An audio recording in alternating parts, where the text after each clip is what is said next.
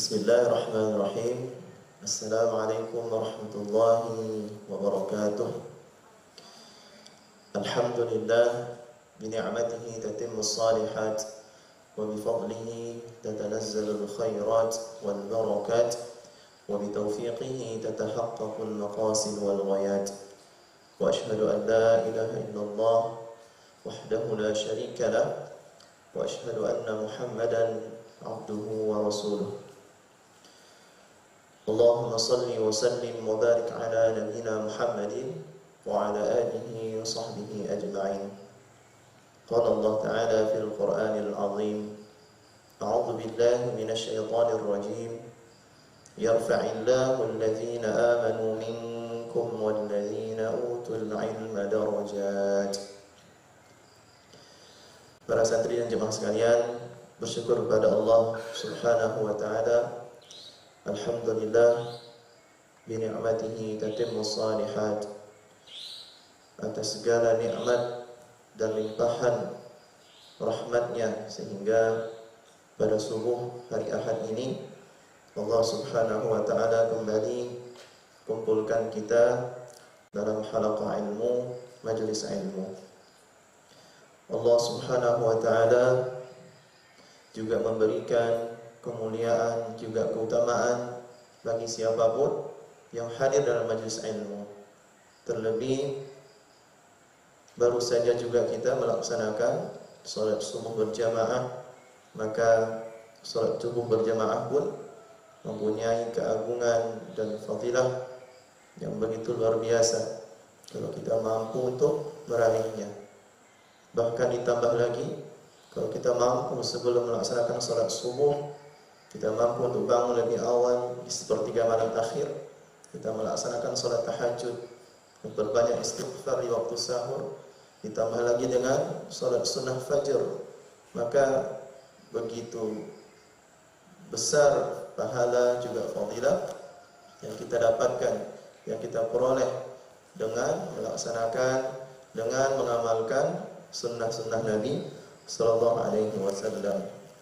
Bahkan dalam hadis Nabi SAW bersabda, hadis yang datang dari sahabat Jundab bin Abdullah radhiyallahu anhu, kata Nabi SAW, man shalla subha fahuwa fi zimmatillah, bahwasanya barang siapa yang melaksanakan salat subuh, maka dia berada dalam jaminan Allah Subhanahu wa Ta'ala.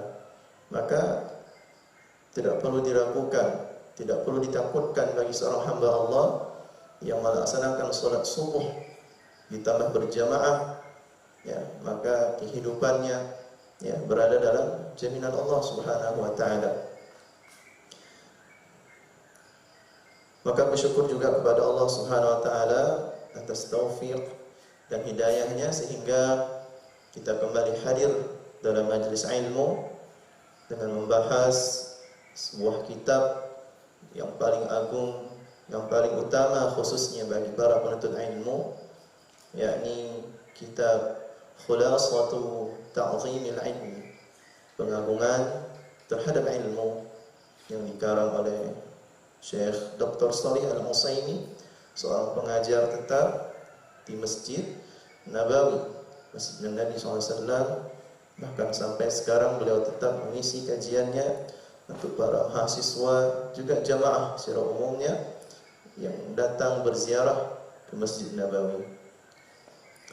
Jamaah sekalian dan para santri, bersyukur kepada Allah juga, alhamdulillah, dengan taufik dan hidayahnya, Allah masih menggerakkan hati kita untuk punya semangat dalam menuntut ilmu. Maka hidayah inilah yang begitu luar biasa yang Allah berikan pada seorang hamba. Karena kata Nabi SAW dalam hadis, man yuridillahu bihi khairan yufaqihu fid din, barang siapa yang Allah menghendaki kebaikan bagi seorang hamba, maka Allah akan fakihkan seorang hamba tersebut dalam agamanya. Fakih maknanya paham, fakih maknanya dia mampu mendalami ilmu agama, dia mampu mengamalkannya, bahkan dia mampu untuk mendakwahkannya menyebarkan kepada kaum muslimin lainnya. Para jamaah dan santri sekalian, bersyukur kepada Allah Subhanahu wa taala atas nikmat sehat dan kesempatan yang masih Allah berikan kepada kita sampai saat ini. Betapa banyak di luar sana ya orang-orang mungkin terbaring di rumah sakit ya. Orang-orang mungkin tidak mampu untuk melakukan aktivitas seperti kita. Maka sebuah nikmat yang begitu besar di tengah-tengah kondisi kita saat ini masa pandemi. Ya, nikmat sehat, nikmat kesempatan atau waktu luang. Maka patut untuk selalu kita mensyukuri nikmat Allah ini. Bagaimana cara kita mensyukuri nikmat Allah? Caranya adalah dengan meningkatkan iman dan takwa kita kepada Allah, ya, memperbanyak amal saleh, dan salah satunya adalah menuntut ilmu. Karena jalan menuntut ilmu adalah jalan yang kita bisa dan mampu memperoleh pahala yang berlipat ganda. Dimulai dari niat awal kita melangkah kaki kita dari rumah sampai kepada hadir ke majelis ilmu, sampai kita pulang pun ya, maka pahala yang berlipat. Kemudian salawat dan salam selalu tersampaikan kepada Nabi besar Muhammad sallallahu alaihi wasallam, juga kepada keluarganya, para sahabat, para tabi'in, tabi'ut tabi'in, dan semua pengikut yang mengamalkan sunnah-sunnah Nabi SAW, yang menghidupkan sunnah-sunnah Nabi SAW hingga akhir kata yaumul qiyamah nanti. Mudah-mudahan Allah Subhanahu wa taala selalu mudahkan kita dan istiqamahkan kita untuk selalu mengamalkan sunnah-sunnah Nabi SAW. Karena jalan kita sukses menjalani kehidupan dunia sampai ke akhirat nanti adalah hanya dua, Al-Quran was sunnah. Ya, bagaimana jalan, bagaimana kehidupan Rasulullah SAW, maka itulah yang menjadi pedoman utama bagi kita dalam menjalani kehidupan ini. Maka siapapun yang menyeleweng, melenceng dari jalannya Rasulullah, na'udzubillah, maka ditakutkan dia tidak akan selamat baik di dunia maupun di akhirat. Maka selayaknya kita menjadikan idola nomor satu kita di dunia ini hanyalah Rasulullah sallallahu alaihi wasallam. Karena Rasulullah mempunyai uswah hasanah, tauladan ya, yang patut untuk kita tiru, yang patut untuk kita ikuti, yang patut untuk kita jadikan beliau sebagai idola kita dunia dan akhirat kita. Para jamaah dan para santri sekalian,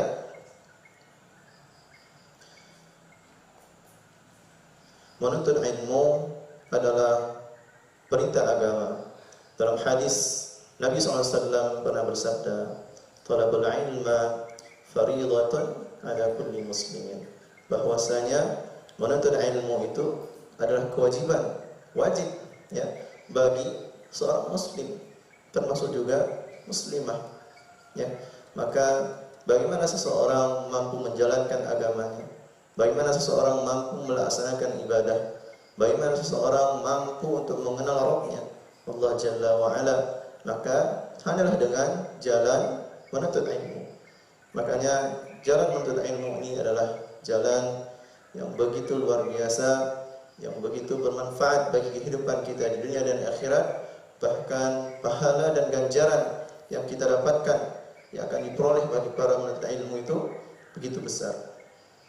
Maka dalam hadis Nabi SAW ya, pernah bersabda mengenai hadis keutamaan menuntut ilmu.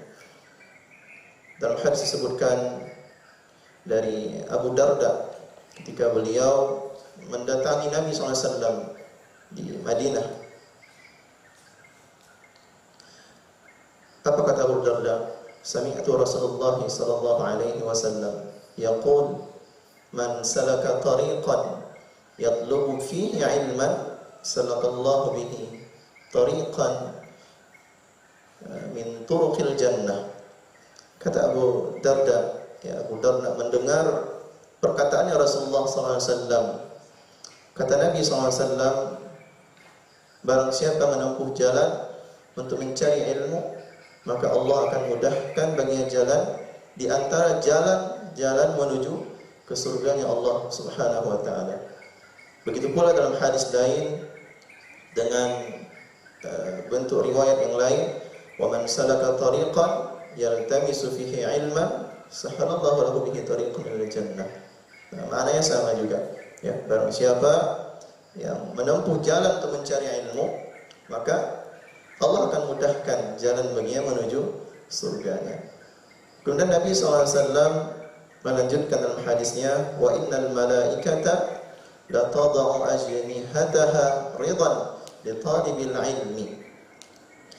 Kata Nabi SAW, sesungguhnya malaikat meletakkan sayapnya sebagai tanda ridha kepada para penuntut ilmu. Bahkan dalam hadis yang lain pun Nabi SAW pernah bersabda, ya, man ijtama'a qaumun, ya, fi baitin min buyutillah, ya, barang siapa bagi seorang hamba yang berkumpul, ya, dalam majlis ilmu, ya, di rumah, atau salah satu di rumah Allah atau di masjid, ya, maka Allah turunkan para malaikat menaungi para penuntut ilmu yang menghadiri kajian ilmu. Allah turunkan sakinah mawaddah di antara mereka. Allah turunkan sakinah rahmat di tengah-tengah para penuntut ilmu. Nah, kemudian Nabi SAW melanjutkan, wa innal 'alima la yastaghfiru lahu man fis samawati wa man fil ardi wal hitanu fi jawfil ma'i. Kata Nabi SAW, sesungguhnya orang yang berilmu itu dimintai ampun oleh setiap penduduk langit dan bumi, sampai pun ikan yang berada dalam air memohonkan ampun kepada siapa? Para penuntut ilmu. Subhanallah. Nabi SAW melanjutkan,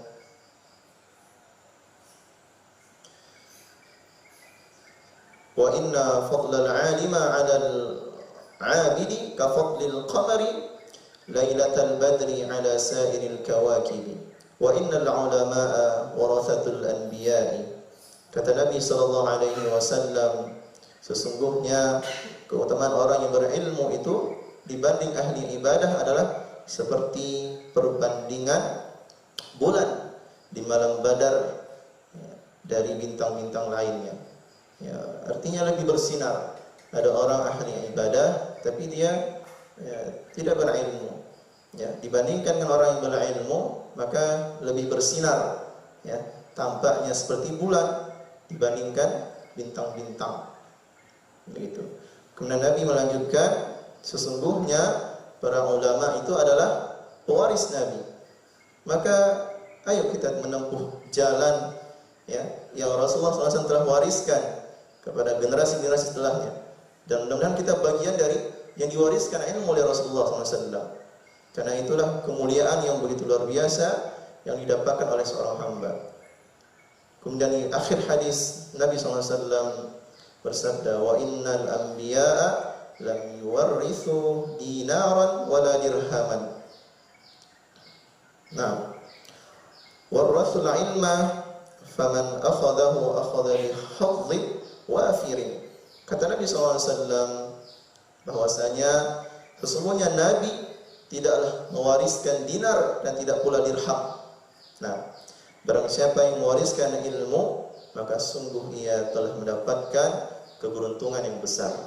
Maka apa yang telah kita niatkan, kita tanamkan niat untuk hadir dalam majelis ilmu, untuk menuntut ilmu, mempelajari agama Allah ini, maka ayo kita bersemangat. Ihris ala ma yanfa'uk. Kata Nabi, bersemangatlah kalian atas segala apa yang bermanfaat untuk diri kalian. Karena di sana terdapat keberuntungan yang besar.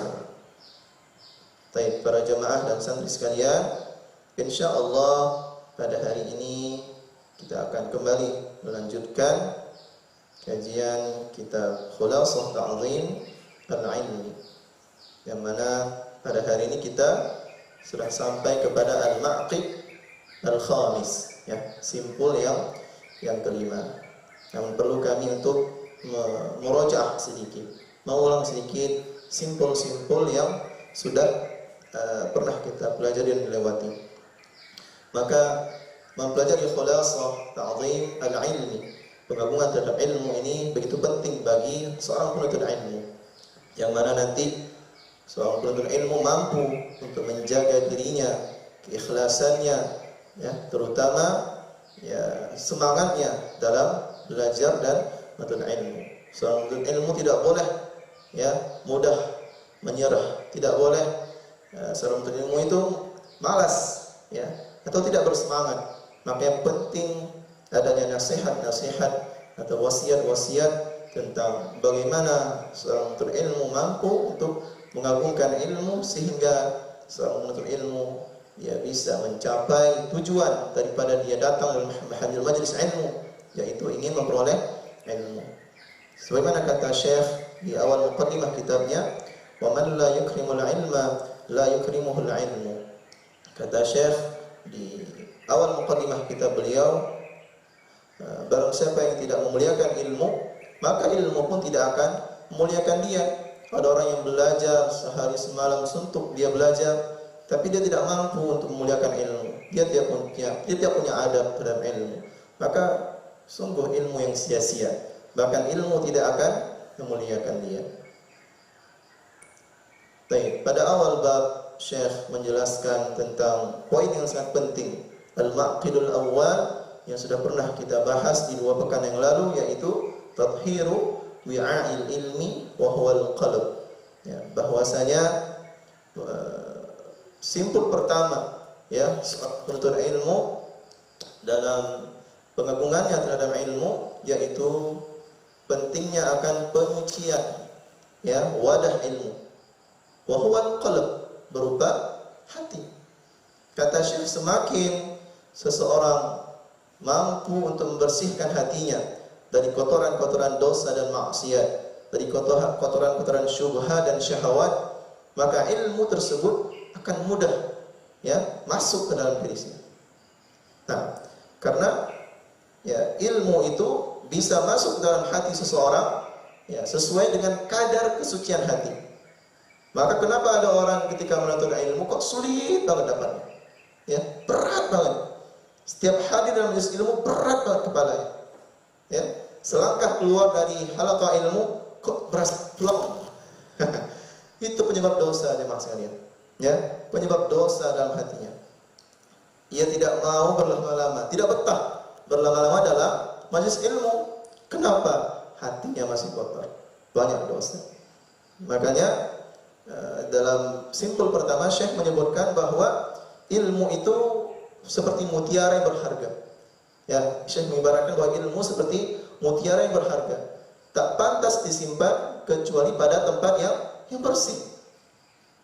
Nah, ya mudah-mudahan ya poin pertama ini mampu ya untuk kita praktekkan, kita amalkan. Ya, khususnya memang kita harus menyadari akan kehidupan kita, khususnya hari-hari yang sudah kita lewati hingga detik ini. Mungkin banyak kesalahan dan dosa yang pernah kita lakukan, kita bertobat kepada Allah. Kita memperbanyak istighfar kepada Allah. Mudah-mudahan dengan istighfar kita, taubat kita, Allah bersihkan hati kita ini dari kotoran-kotoran maksiat dan dosa, sehingga ilmu yang kita pelajari akan mudah untuk kita dapatkan. Kemudian al-maqidus tsani, ya simpul yang kedua yang sudah pernah kita pelajari, yaitu ikhlasun niyyah fihi. Nah, ini juga poin yang sangat penting ya bagi seorang penuntut ilmu. Ya, simpul yang kedua mengenai ikhlasnya niat dalam menuntut ilmu. Ketika seseorang mampu ya beramal ikhlas, khususnya dalam belajar agama, menuntut ilmu, maka insya Allah akan mudahkan baginya memperoleh ilmu tersebut. Bahkan yang lebih mulia lagi adalah dia memperoleh keberkahan dari ilmu tersebut.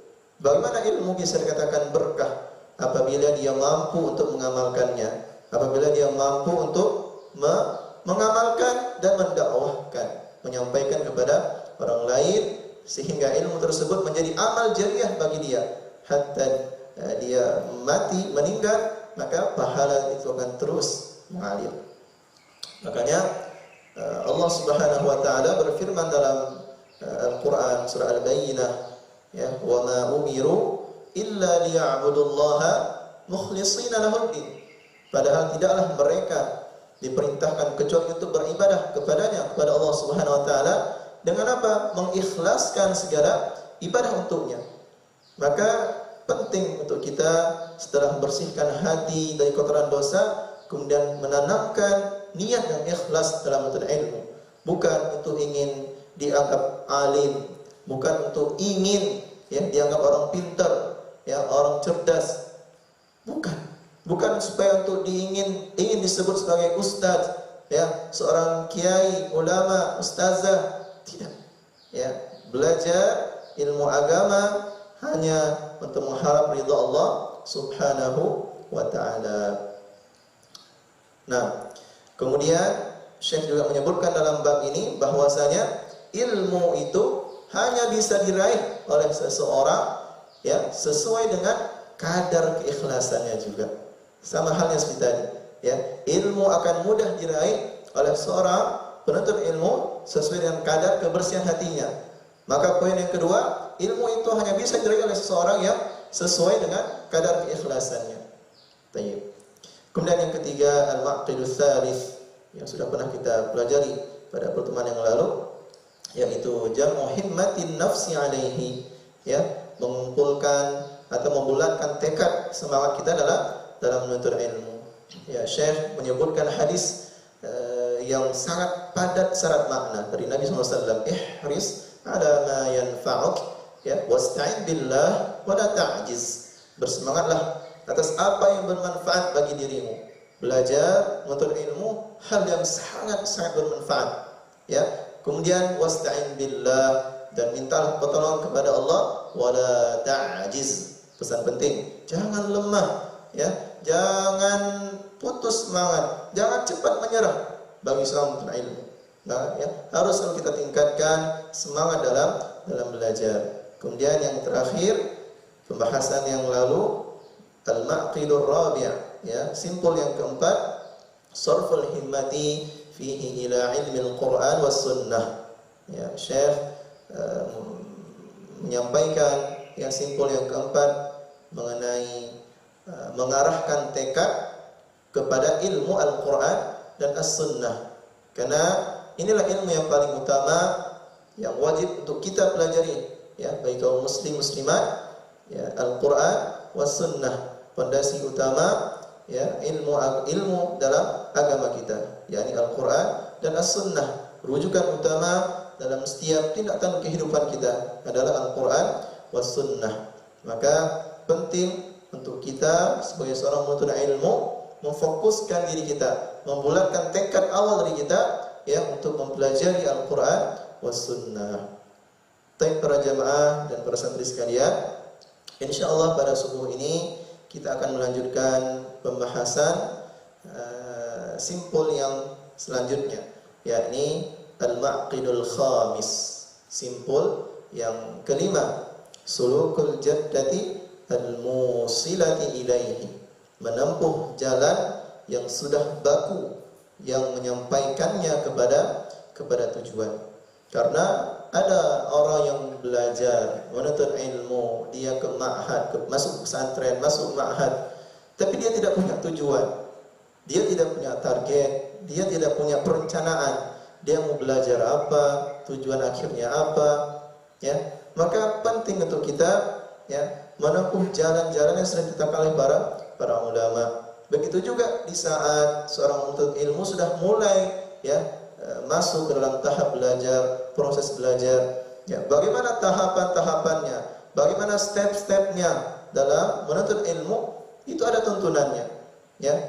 Bagaimana mengatur strategi dalam belajar sehingga mampu untuk meraih ilmu tersebut, tidak tercampur, bahkan tidak saling timpang tindih. Artinya seorang penuntut ilmu itu harus belajar dari dasar, tingkatan yang paling dasar, step by step. Nah, Syekh memulai al-maqidul khamis, sulukul jaddati al-musilati ilaihi likulli matlubin tariqun yusilu ilaihi, bahwa setiap tujuan memiliki jalan yang akan menyampaikan kepada tujuan tersebut. Maka pertanyaan penting untuk kita para penuntut ilmu, Kita datang ke Ma'had Hurun Ain, Pendopo Sahih. Tujuannya apa? Tujuannya apa? Belajar, pasti jawabannya. Tujuannya apa? Untuk ilmu. Nah, kalau memang sudah punya tujuan tersebut, maka insya Allah bismillah, jalankan. Ya. Namun penting ketika menjalani ya kehidupan dalam menuntut ilmu di ma'had, di pesantren, bagaimana cara kita menempuhnya? Nah, faman salaka jaddata matlubihi aw qafathu alaihi. Barang siapa yang menempuhnya, maka dia akan sampai kepada tujuannya. Wa man 'adala 'anha lam yadhfar bimatlubihi. Nah, barang siapa yang berpaling dari jalan tersebut, ya, maka dia tidak akan mencapai tujuannya. Maka kembali lagi kepada niat awal kita. Ya, kita masuk ke ma'had, ya, masuk ke pondok, masuk ke pesantren, atau hadir dalam kajian ilmu. Tujuannya apa? Ya, ketika tujuan kita jelas, ya, jalan kita jelas dalam menuntut ilmu tersebut, hadir dengan bersemangat, ya, dengan bawa buku catatan, dengan menulis ilmu, maka kita akan memperolehnya. Kita akan mendapatkan ilmu tersebut. Kemudian saya melanjutkan, wa inna lil ilmi tariqan man akhta'aha dhalla wa lam yanalil maqsuda wa rubbama asaba fa'idatan qalilatan ma'a ta'abin katsirin. Kemudian Syekh melanjutkan, dan sungguh ilmu pun ada jalannya. Ilmu ada jalannya, ya, untuk kita mampu memperolehnya, untuk kita mampu mendapatkannya. Siapa yang keliru, dia tersesat dan tidak mendapatkan yang dia maksudkan. Maka penting untuk kita mencari tempat yang layak untuk kita mendapatkan ilmu. Penting untuk kita mencari tempat yang layak untuk kita memperoleh ilmu tersebut, ya. Kajian apakah, atau pesantren apakah, pondok apakah, ma'had apakah, penting untuk kita ketahui terlebih dahulu sebelum kita belajar menuntut ilmu di tempat tersebut.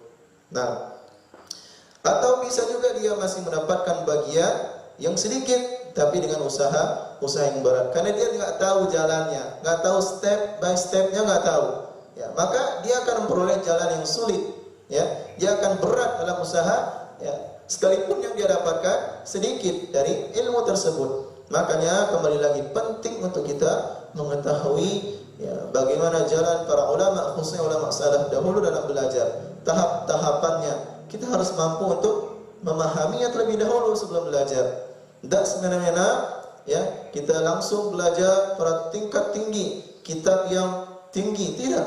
Ya, kita harus mengawali, ya, dari hal-hal yang dasar, dari kitab-kitab yang dasar yang telah ditulis oleh para ulama. Kemudian Syekh melanjutkan, wa qad dzakara hadha at-tariqa bi lafzi jami'in mani'in Muhammad Murtada bin Muhammadin Az-Zabidi. Dan sungguh, ya, jalan ini, hadha at-tariqa bi lafzin jami'in mani'in, ya, disebutkan, ya, dengan kalimat yang ringkas padat, gitu, ya.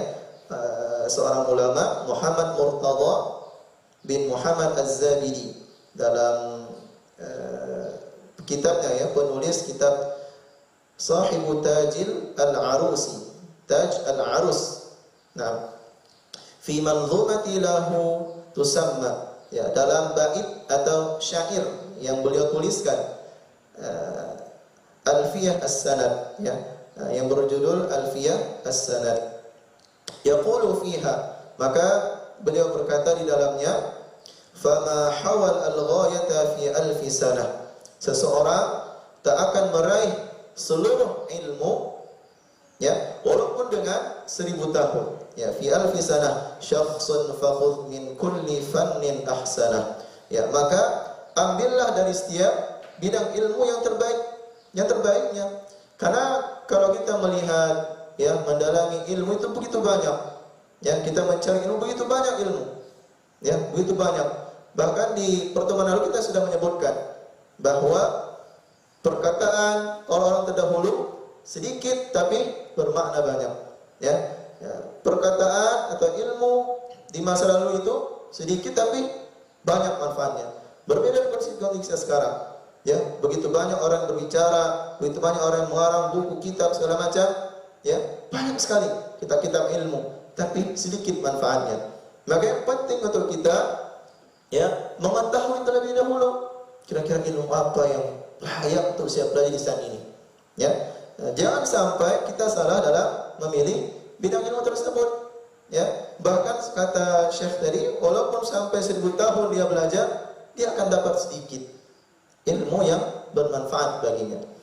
Kemudian pada bait kedua Syekh melanjutkan bihifdzi matnin jami'in lirrajih, dengan menghafal matan-matan ringkas yang padat yang sudah menjadi pegangan bagi seorang penuntut ilmu.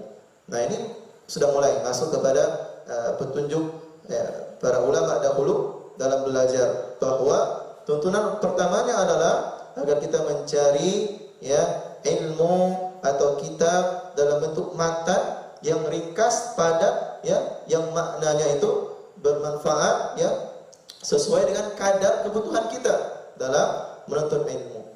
Ta'khudhuhu ala mufidin nasihin, dan dia pelajari itu dari guru yang berkompeten, dari guru yang baik, dari guru yang ilmunya mumpuni, dan bisa memberikannya pengajaran, mufidin nasihin, yang berkompeten dan mampu memberikannya pengajaran. Kemudian Syekh melanjutkan fatariqul ilmi wa jaddatuhu mabniyatun ala amrayni. Nah, maka jalan menempuh ilmu yang sudah baku, yang ditulis oleh para ulama itu dibangun atas dua perkara, kata Syekh. Amrayni man akhadha bihima kana mu'azziman lil ilmi. Nah, barang siapa yang berpegang pada dua hal ini, maka sungguh dia telah mengagungkan ilmu. Li'annahu yatlubuhu min haitsu yumkinul wusulu ilaihi. Nah, karena dia mencarinya itu lewat jalan yang memungkinkan dia untuk sampai kepada tujuannya. Kemudian Syekh melanjutkan, fa ammal amrul awwal. Nah, adapun perkara pertama yang harus ditempuh oleh para penuntut ilmu, khususnya para pemula dalam menuntut ilmu, fahifdzu matnin jami'in lirrajih. Nah, menghafal matan ringkas, padat, yang sudah menjadi pegangan oleh para penuntut ilmu dan bahkan rujukan yang diberikan oleh para ulama. Misal kita di Ma'had Hurun Ain mempelajari Al-Quran dari kitab yang paling dasar, metode apa? Asy-Syafi'i. Maka setelah selesai nanti kita lanjut kepada matan yang ringkas, yang padat maknanya, bahkan sudah direkomendasikan oleh para ulama, yakni matan Tuhfatul Atfal. Maka kita perlu untuk pelajari step demi step, tahap demi tahap ini. Jangan sampai orang yang baru belajar Al-Quran, pemula istilahnya dalam menuntut ilmu, dalam belajar, langsung kepada kitab induknya. Misal kitab tentang belajar ilmu qiraah, Thayyibatun, apa kitabnya? Thayyibatun Nashr, Nah, kitab Syekh yang memang sudah besar mengenai bagaimana cara kita belajar Al-Quran, gitu. Ayo kita mulai dari yang paling dasar lebih dahulu. Kitab yang paling dasar dari matan-matan para ulama, termasuk juga dalam hal akidah atau tauhid.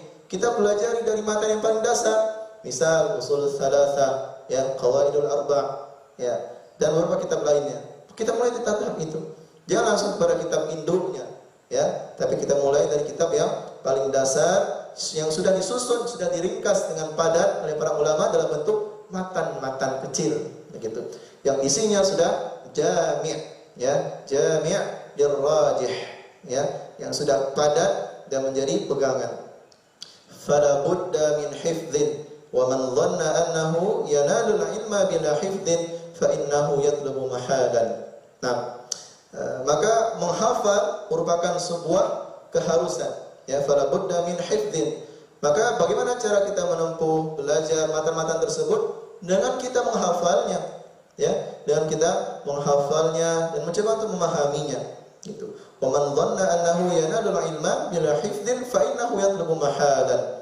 Barang siapa yang menyangka bahwa dia akan meraih ilmu tersebut tanpa menghafal, maka sungguh dia mencari sesuatu yang kosong, enggak mungkin. Makanya penuntut ilmu tidak hanya datang untuk mendengar saja, tapi dia harus mencatatnya, harus menulisnya dan menghafalnya. Ya, bahkan yang lebih bagusnya adalah menyetorkannya kepada syekhnya, ustaznya atau kiainya. Gitu. Wal mahfuzul mu'awwalu alaihi huwa al-matnul jami'u lirrajih ay al-mu'tamadu 'inda ahli al-fanni. Nah, maka dan materi yang dihafal adalah berupa matan yang ringkas, padat, yang sudah menjadi pegangan oleh para penuntut ilmu dari masa ke masa. Nah, yang mana kitab atau matan tersebut ya referensi utama yang disarankan oleh para ulama, para masyayikh ya secara terus-menerus diwariskan kepada kita sampai saat ini ya, yaitu ya, yang menjadi rujukan para ulama di bidang tersebut. Nah, wa amal amru tsani, dan adapun perkara yang kedua, Syekh menyebutkan fa akhdhuhu ala mufidin nasihin, ya mempelajari matan tersebut dari guru yang berkompeten, guru yang mumpuni dalam bidang keilmuannya tersebut. Maka yang penting untuk kita terlebih dahulu ya mengetahui siapa yang akan menjadi guru kita, siapa yang akan mengajari kita, silsilah ilmunya dari mana.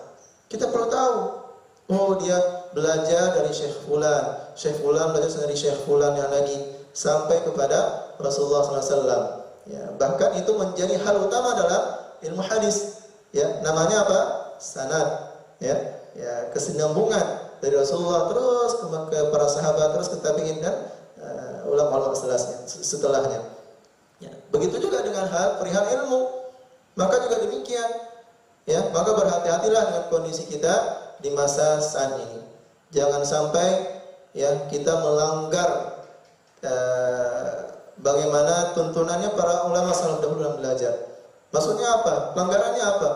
Kita terlalu mudah, enteng, ya. Belajar tidak lagi dari guru ke guru, tapi kita belajar dari Profesor Google. Maka hati-hati, ya, jangan sampai terputus, ya, sampai ke Google-nya saja. Bahkan belum tentu isi dari Google tersebut benar sesuai dengan apa yang disampaikan oleh para ulama. Ya, makanya belajar, menuntut ilmu itu ya kita menghadap guru kita mendatangi guru kita belajar, kita talaqi ilmu secara langsung, tentu dengan mengetahui silsilah atau riwayat ya guru kita dalam belajar tersebut, dalam proyek ilmunya.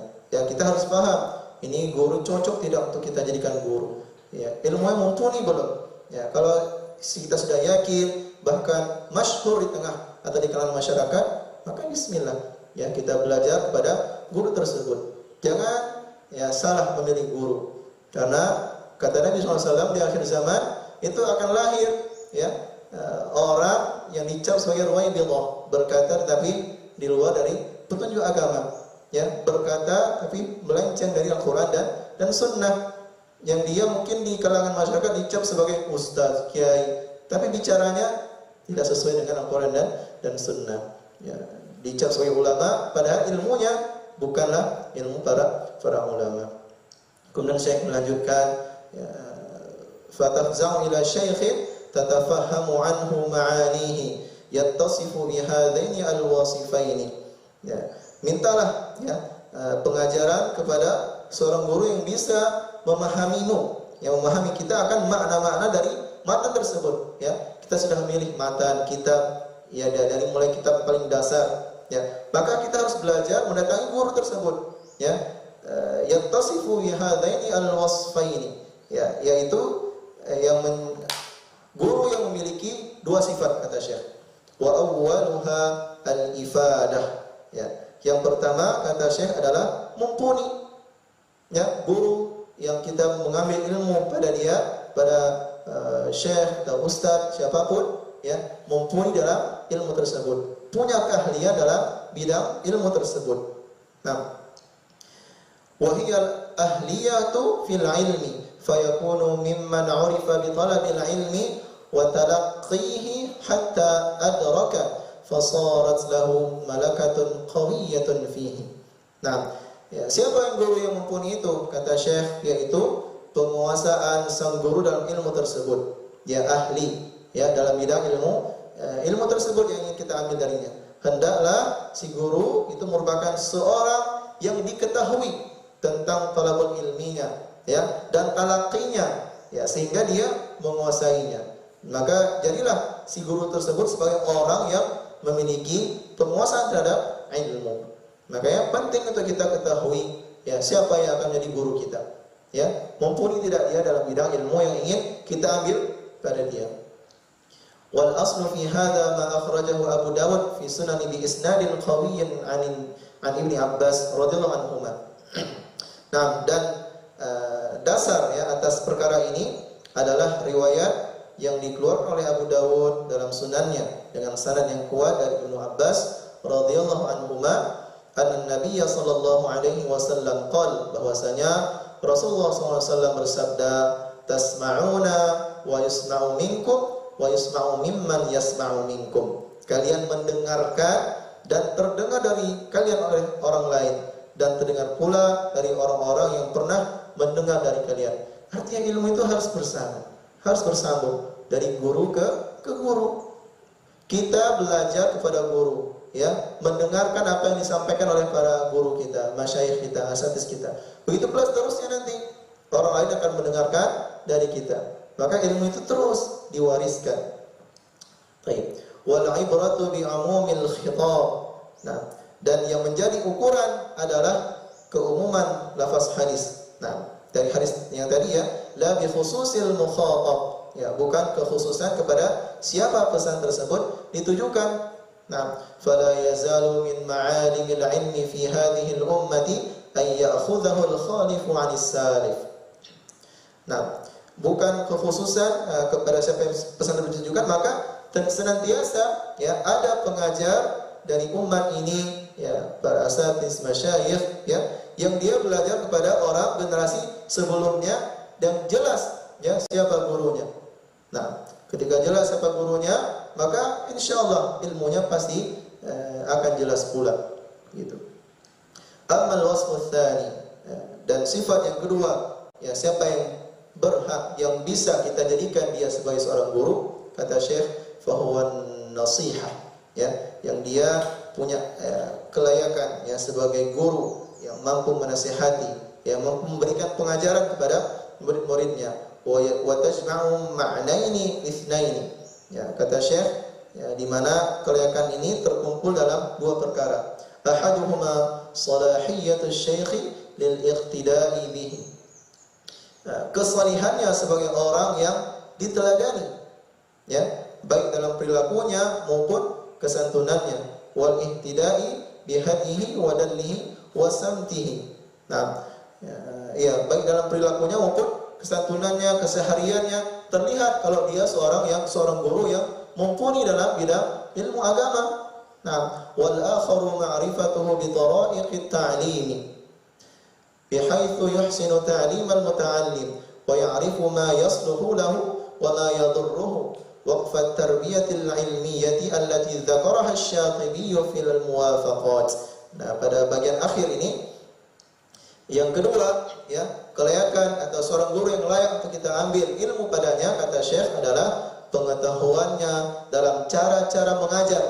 Nah, sehingga dia bisa memberikan pengajaran yang tepat bagi muridnya. Kita tahu, ya, kalau dia mempunyai ilmu, ya, yang mumpuni, yang layak, kemudian juga dalam pengajarannya cocok, sesuai, ya, dengan apa yang menjadi tuntunan para ulama salaf dahulu, dan tepat pada pengajaran kepada setiap murid atau santri yang mendatanginya. Nah, maka dia juga mengerti mana yang pantas diberikan kepada seorang murid A, mana yang pantas yang bisa diberikan kepada murid B. Dia mampu untuk melihat setiap anaknya. Dia mampu untuk melihat keadaan setiap anak. Mana ilmu yang pantas untuk dia, mana ilmu yang tidak pantas untuk dia, mana yang memudaratkan si murid, maka dia tidak memberikannya. Gitu. Sesuai dengan cara mendidik dan memberikan pengajaran yang disebut oleh Syekh Asy-Syatibi dalam kitab Al-Muwafaqat. Jadi pada kesimpulannya poin penting ya di simpul yang kelima ini Al-Maqidul Khamis yang disampaikan oleh Syekh Shalih Al-Utsaimin adalah mengenai bagaimana cara kita menempuh jalan menuntut ilmu yang sudah baku, yang sudah ditetapkan oleh para ulama salaf terdahulu, untuk kita mampu untuk sampai kepada tujuan akhir dari kita belajar, dari kita menuntut ilmu, yakni memperoleh ilmu yang bermanfaat dari guru yang mumpuni dan layak dia sebagai guru kita, masyayikh kita, ustaz kita, begitu. Nah, kemudian poin yang kedua, al-ma'khidus sadis, ya, simpul yang ke-6 ya untuk kajian kita pada hari ini, yaitu ri'ayatu fununihi fil akhdi wa taqdimul ahammi fal muhimmi. Nah, adapun simpul yang ke-6 kata Syekh adalah perhatian terhadap bidang-bidang ilmu dalam mempelajarinya, ya. Kita mampu untuk mendahulukan mana yang terpenting ilmu yang bisa kita pelajari sekarang, mana yang ilmu yang kita pelajari nanti mendatang, ya. Karena ilmu tersebut tidak bisa kita ingin menggapainya, ingin meraihnya secara cepat, instan, tidak bisa. Tapi harus bertahap, ya. Harus mampu untuk kita menata, harus mampu untuk kita menargetkan mana ilmu yang paling dahulu untuk kita pelajari, mana ilmu yang kita pelajari setelahnya, mana ilmu yang kita pelajari pada akhir nanti. Ya, ada tahap-tahapannya. Nah, Syekh memulai dengan perkataan Ibnul Jauzi, ya. Qala Ibnul Jauzi fi Sayd al-Khatiri Jam'ul Ulumi Mamduhun. Berkata Ibnul Jauzi rahimahullah dalam Sayd al-Khatir, ya, mengumpulkan ilmu, ya, mamduhun, jam'ul ulumi mamduhun, itu terpuji. Nah, min kulli fannin khudh wa la tajhal bihi, dan dari setiap bidang, ya, khudh wa la tajhal bihi, pelajarilah dan jangan sampai kita tidak mengerti sama sekali. Jadi dengan banyaknya ilmu, ya, khususnya ilmu agama Islam yang diturunkan dari Al-Quran was sunnah, ya, begitu banyak, maka jangan sampai ada satupun yang kita tidak mengerti sama sekali. Ayo kita pelajari semuanya, gitu ya, dalam setiap bidangnya, kata Syekh. Fal hurru muttali'un 'ala al-asrar. Seseorang itu bisa berhasil karena memiliki banyak ilmu. Kita mampu untuk menjadi orang besar, mempunyai jiwa yang besar, ya, alim dalam agama, ya, faqih dalam agama, ya, dengan kita mempelajari semua ilmu. Semua bidang ilmu kita harus pelajari, kita harus mengetahuinya, ya. Jangan sebaliknya, jangan kita dicap sebagai orang yang jahil atau orang bodoh. Kemudian Syekh melanjutkan, wa yaqulu syaikhu syuyukhina Muhammad ibn Mani' fi irsyad al-tullab. Guru dari guru-guru kami, Muhammad ibn Mani' rahimahullah, juga mengatakan dalam kitabnya Irsyad al-tullab, katanya, wala yanbaghi lil fadili an yatruka ilman min al-ulum an-nafi'ati allati tu'inu ala fahmil kitab was sunnah. Nah, jika seorang menuntut ilmu itu mengetahui, ya, bahwa dirinya memiliki kekuatan dalam belajar, memiliki kemampuan dalam menuntut ilmu, menyerap ilmu agama, ya, maka tak pantas baginya untuk meninggalkan sebuah bidang ilmu dari sekian bidang ilmu yang bermanfaat untuk membantunya dalam memahami Al-Quran dan As-Sunnah. Maka harus bagi kita, ya, untuk mempelajari semua ilmu yang kaitannya adalah memudahkan kita dalam memahami Al-Quran dan Sunnah. Baik. Kemudian dilanjutkan, wala yasughu lahu an ya'iba al-'ilma alladhi yajhalahu wa yuzriya bi'alimihi. Ya, jangan pula dia mencela, ya, bidang ilmu yang dia tidak mengetahuinya, ya, serta merendahkan orang yang bergelut pada bidang tersebut.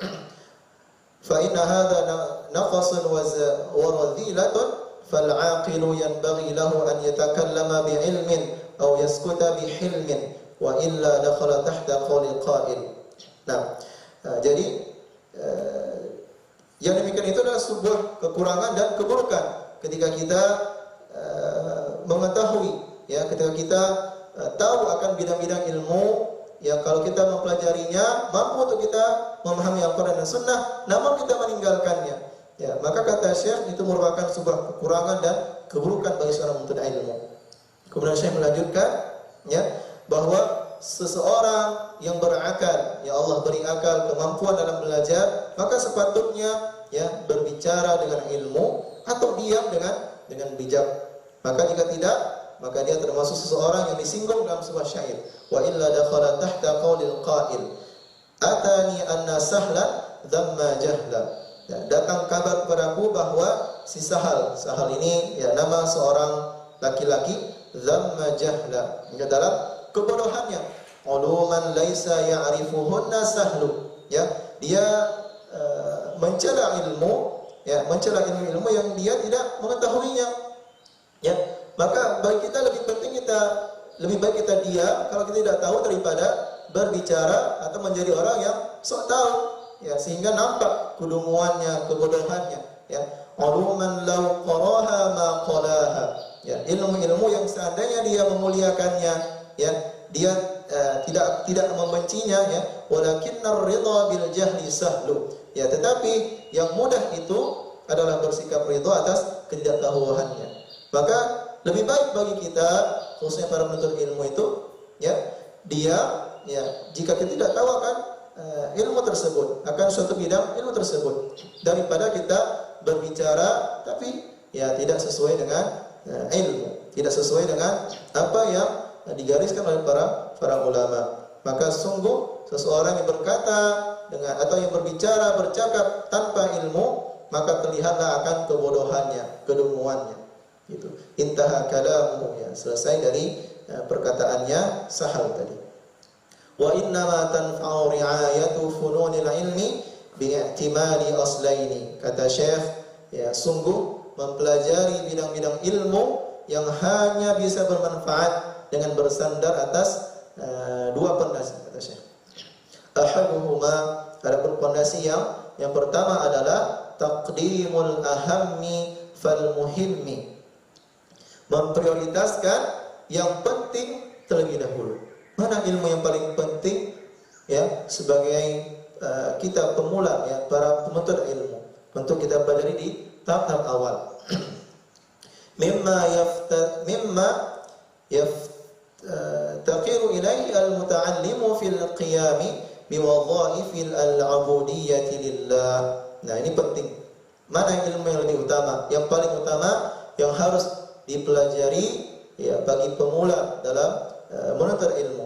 Kata Syekh, yaitu ilmu yang seorang hamba itu sangat butuh akan ilmu tersebut dalam menegakkan ubudiyahnya kepada Allah Subhanahu wa taala. Maka ilmu yang paling penting adalah tauhid. Ya, kita mampu mentauhidkan Allah, ya belajar mengenal Allah Jalla wa Ala. Nah, kemudian adalah bagaimana cara kita beribadah kepada Allah yang benar sesuai dengan tuntunannya Rasulullah SAW.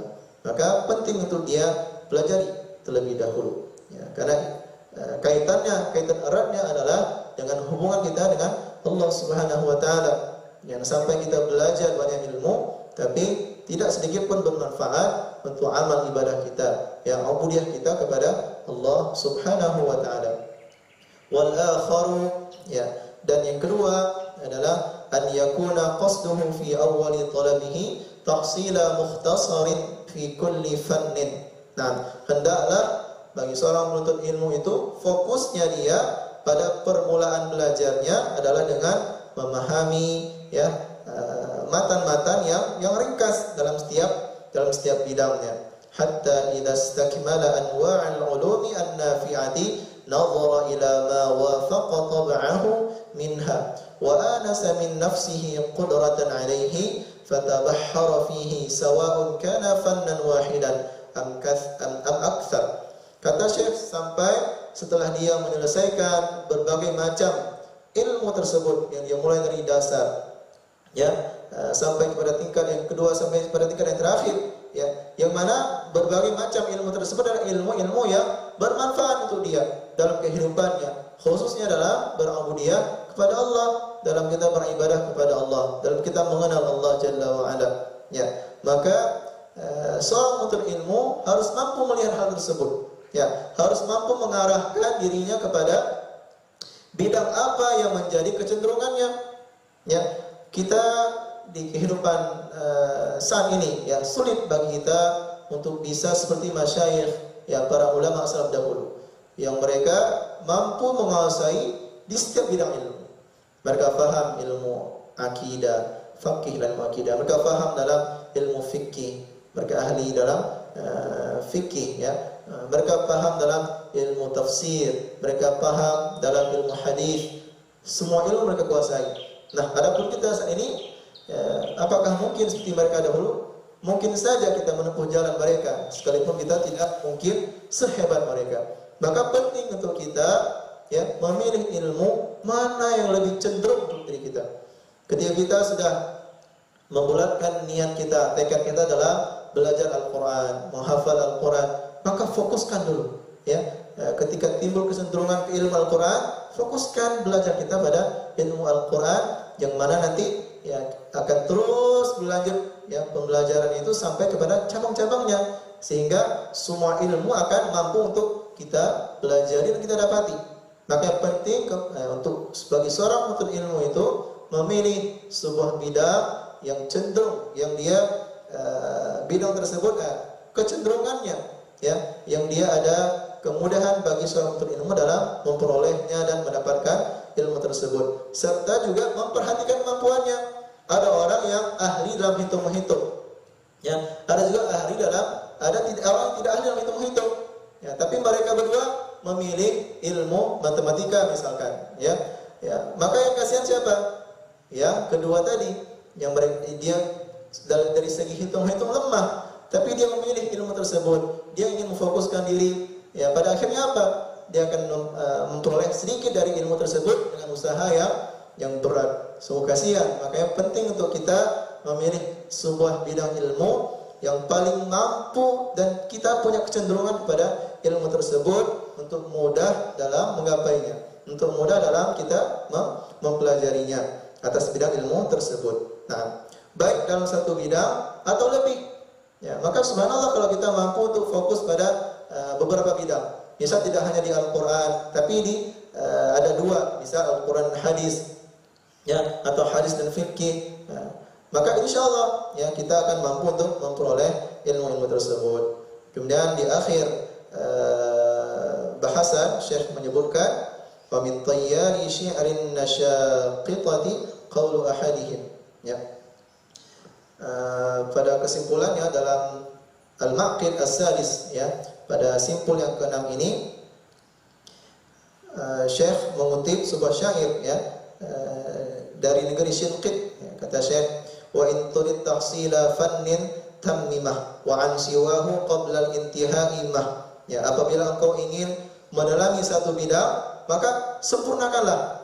Maka hari kita sudah masuk ke pondok Ma'had Hurun Ain, kita fokuskan dalam bidang ilmu Al-Quran, fokuskan dulu. Ya, kita awal di tahap demi tahap, yang belajar tahsil dulu, menghafalnya, kemudian mempelajari tafsirnya, ya, wa an siwahu qabla al-intihai mah, dan sebelum itu selesai terhadap bidang yang lain jauhkanlah.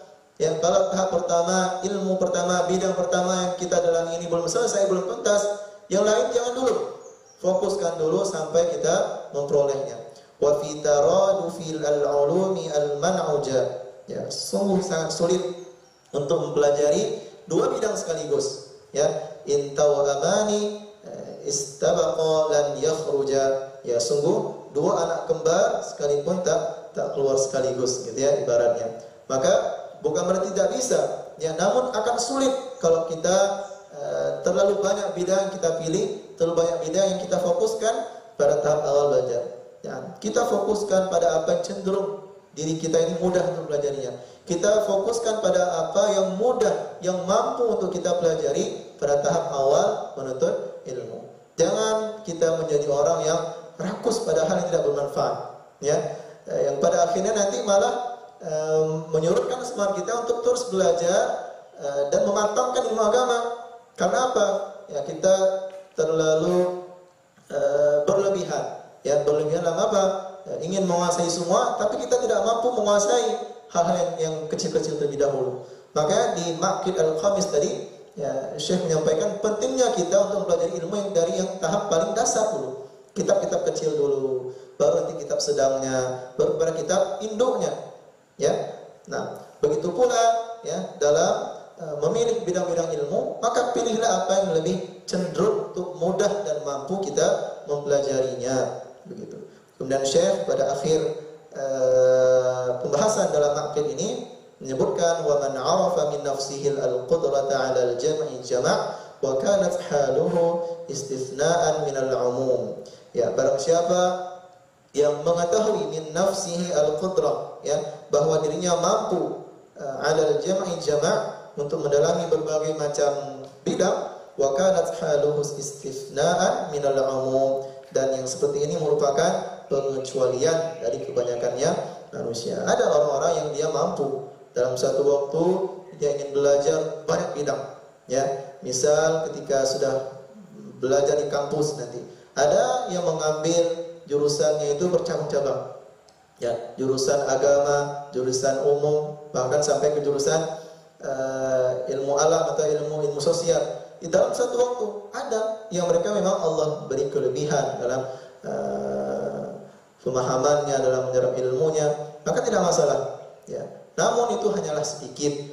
Maka kita khususnya para pemula dalam menuntut ilmu harus mampu untuk memilih, ya, bidang mana yang lebih cenderung pada diri kita. Harus mampu memilih, ya, bidang mana yang kita mempunyai kemampuan lebih pada bidang ilmu tersebut. Nah, adapun nanti setelah kita selesai dalam setiap bidang pelajaran, maka kita bisa melanjutkan kepada bidang yang lainnya. Awalnya kita belajar Al-Quran dulu, kita fokuskan ilmu Al-Quran, ilmu tahsin, tahfiz sampai kepada tafsirnya, baru nanti kita lanjutkan kepada ilmu yang lainnya. Baik, para jamaah dan para santri sekalian, mudah-mudahan ya dengan 2 poin yang singkat ini yang ditulis oleh Syekh Dr. Shalih Al-Utsaimin yang tertulis ya dalam kitabnya Khulasah Ta'dhimil Ilmi, ya, memberikan dampak dan manfaatnya bagi kita, khususnya bagi pemula dalam menuntut ilmu, ya, dalam menuntut ilmu. Mudah-mudahan ini jadi jalan, ya, menjadi wawasan kita bagi para penuntut ilmu dalam belajar ilmu agama. Supaya apa? Supaya kita tidak mudah menyerah dalam belajar, tidak mudah juga menurunkan semangat kita dalam belajar. Kita boleh bersemangat, bahkan perintah Nabi SAW agar kita bersemangat dalam menuntut ilmu. Namun semangat kita juga harus, ya, kita jalani sesuai dengan petunjuknya para ulama, sesuai dengan apa yang dijalankan oleh para ulama salaf dahulu. Mereka belajar secara bertahap. Bahkan para sahabat pun demikian dalam belajar Al-Quran kepada Nabi SAW. Yang disebutkan dalam kitab Ulumul Quran, bahwasanya para sahabat ketika belajar Al-Quran, talaqi Al-Quran kepada Nabi, ya, 10 ayat, dan mereka tidak melanjutkan ke ayat setelahnya sebelum mereka menguasainya, ya. Mereka menghafalnya, memahaminya, dan mengamalkan isinya, ya, sampai Rasulullah SAW wafat. Begitu para sahabat, ya, yang mereka tinggal hidup yang bersama seorang Rasul Nabi SAW, sumber dari ilmu agama kita ini, ilmu Islam, ya. Maka selain kita juga demikian, jangan terburu-buru dalam belajar. Kita awali dari tingkat yang paling dasar, terus lanjut ke tingkat menengah sampai kepada yang induknya, ya, yang tingginya, begitu. Nah, demikian pembahasan kitab Ta'dhim Khulasah Ta'dhim ini pada hari ini. Mudah-mudahan bermanfaat kepada jamaah dan para santri sekalian, juga khususnya kepada diri kami sendiri yang menyampaikan. Wassallallahu ala nabiyina Muhammadin wa ala alihi wa sahbihi ajma'in. Kita tutup pertemuan majlis kita hari ini dengan membaca doa kafaratul majlis. Subhanakallahumma bihamdik, asyhadu an la ilaha illa anta, astaghfiruka wa atubu ilaik. Wassalamualaikum warahmatullahi wabarakatuh.